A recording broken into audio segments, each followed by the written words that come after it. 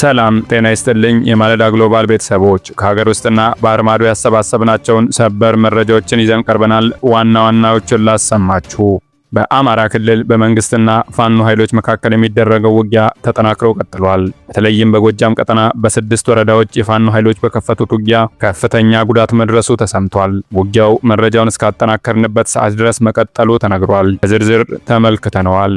ከ28000 የሚልቅ ሜካናይዝድ ጦር ታጥቆ የተቀመጠ የኦሮሚያ ሚሊሻ መከላከያ ሰራዊቱን እንዲቀላቀል ተደርጓል ተባለ።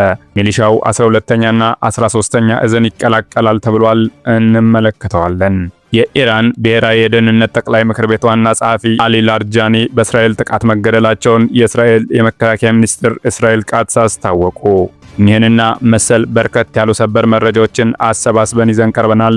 እስከ መጨረሻው ከተመለከታችሁ መረጃውን ታገኛላችሁ። ወደ መረጃዎቹ እንሄዳለን። በአማራ ክልል በፋኖ ኃይሎችና በመንግስት ሰራዊት መካከል የሚደረገው ውጊያ ተጠናክሮ ቀጥሏል። በዛሬው ዕለት በተለይም በጎጃም ቀጠና ሰፊ አካባቢን ያካለለ ጠንካራ ውጊያዎች ሲደረጉ ውለዋል። የመንግስት ሰራዊት በሰፈረባቸው በ6 ወረዳዎች የፋኖ ኃይሎች ውጊያ መክፈታቸው ተሰምቷል። ይህን ተከትሎ መንግስት ተከታታይ የድሮን ስምሪት ማሰማራቱ ተነግሯል። የመንግስት ሰራዊት በሰፈረባቸው በደንበጫ፣ ማቻከል፣ ጃቢጠናን፣ ደጋዳሞትና ቡሬ የፋኖ ኃይሎች ማጥቃት ከፍተዋል ተብሏል።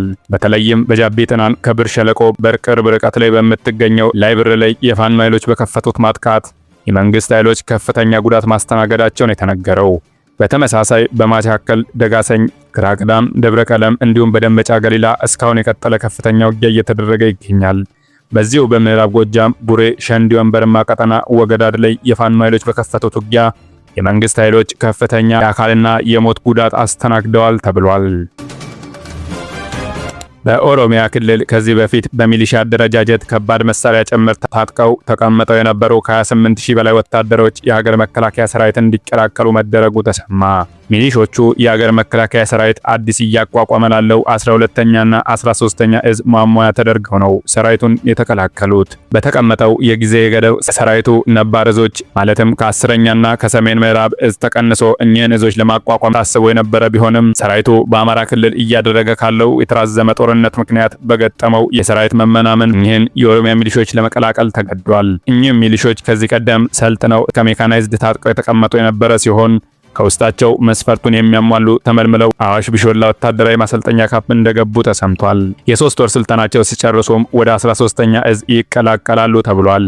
ይህን 13ኛ እዝ ምልመላውን ጨርሶ ከተቋቋመ ከሰሜን እዝ መድኃኒት በላ ተብሎ በተሰራ ድራማ ወደ ኦሮሚያ ልዩ ኃይል አዛዥነት የመጣው በቅርቡ ወታደራዊ ማዕረግ የተጨመረለት ጀነራል ድሪባ መኮንን እንደሚመራው ተነግሯል። እኚህን እዞች ለማቋቋም ቀደም ብሎ ታስቦ ትዕዛዝ የወረደ ቢሆንም ከምንጮቻችን በሰማነው መረጃ የመከላከያ ሰራዊት ከፍተኛ መኮንኖች ባደረጉት ስብሰባ ላይ ባለፉት 6 ወራት ከፋኖ ኃይል ጋር እየተደረገ ባለው ውጊያ ከ42000 ወታደር በላይ ገባበት የለም የሚል ሪፖርት በመቅረቡ በአዲስ ምልመላም ይሁን ከነባሮቹ በመቀነስ ለመመስረት ያደረጉት ሙከራ ባለመሳካቱ ነው። ለሰራዊቱ አመራሮች የቀረበው ሪፖርት በመከላከያ ሰራዊት ወታደራዊ አደረጃጀት 3 እዝ ወይንም 27 ክፍለ ጦር ወይንም 405 ሻለቃዎች ሊሆኑ እንደሚችሉ እንደሚገመት ከዚህ ቀደም መዘገባችን አይዘነጋም።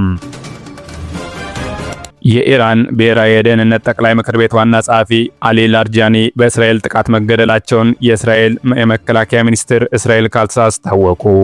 ሌሊቱን በተፈጸመ ጥቃት መገደላቸው የተነገረው ላርጃኒ በኢራን መንግስት ውስጥ ከፍተኛ ተሰሚነት ከነበራቸው መሪዎች መካከል አንዱ ናቸው። የባለስልጣኑ በእስራኤል ኢላማ መሆን እየተነገረ በነበረበት ጊዜ ቢያንስ 2 የኢራን መገናኛ ብዙሃን ከፍተኛ የደህንነት ባለስልጣናትን ጠቅሰው ግለሰቡ በአጭር ጊዜ ውስጥ መግለጫ ይሰጣሉ ብለው ነበር።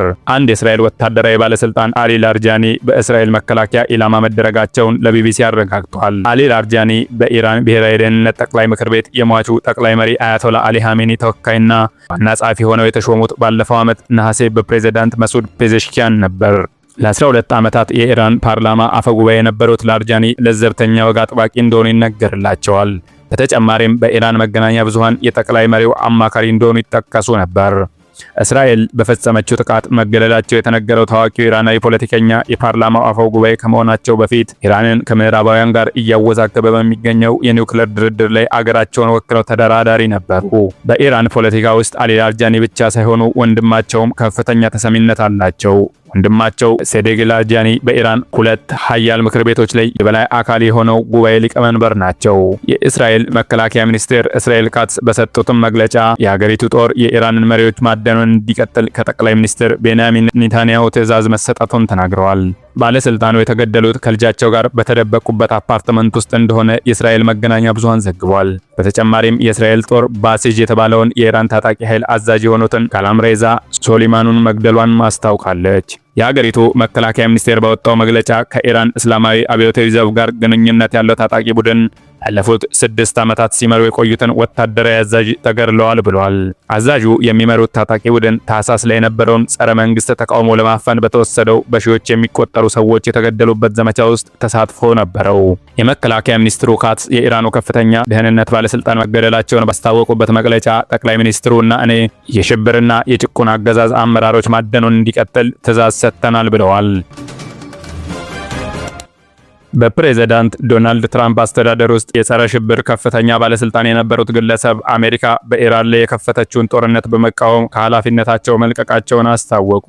ባለስልጣኑ ፕሬዝዳንቱ መንገዳቸውን እንዲያስተካክሉ ጥሪ አቅርበዋል። የብሔራዊ የጸረ ሽብር ማዕከል ዳይሬክተር ጆን ኬንት ማክሰኞ መጋቢት 8 ቀን 2018 ዓመተ ምህረት በኤክስ ገጻቸው ላይ በለቀቁት የሥራ መልቀቂያ ደብዳቤ ኢራን በአሜሪካ ላይ የደቀነችው ምንም አይነት አፋጣኝ ስጋት እንደሌለ ገልጸዋል። አክሎም የትራምፕ አስተዳደር ይህንን ጦርነት የጀመረው ከእስራኤልና በአሜሪካ ውስጥ ካለው ጠንካራ እስራኤል ደጋፊ ቡድን በመጣ ጫና ምክንያት ነው ሲሉ ወንጅለዋል። እድሜያቸው 45 የሆኑት ጆን ኬንት የአሜሪካ ልዩ ኃይልና የሲአይኤ ቀድሞ አባል ናቸው።